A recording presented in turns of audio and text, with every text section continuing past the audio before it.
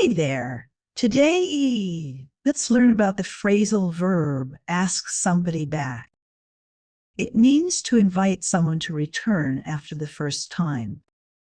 For example, after a job interview, you might be asked back for a second interview. You can also ask a guest back to your home after a party. Remember, somebody means somebody, so ask somebody back means ask somebody back.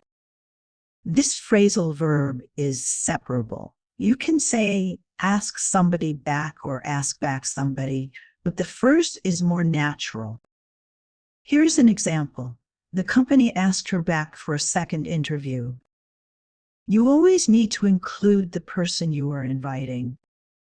Don't say ask back you. Instead, say ask you back.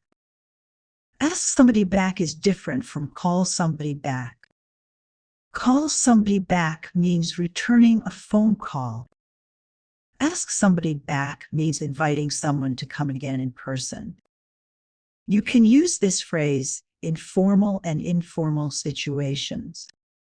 For example, they asked me back to discuss the project. Or he asked me back to his house after the party. Try to use ask somebody back next time you talk about inviting someone again. It will make your English sound more natural. Thanks for watching. Keep practicing and see you next time.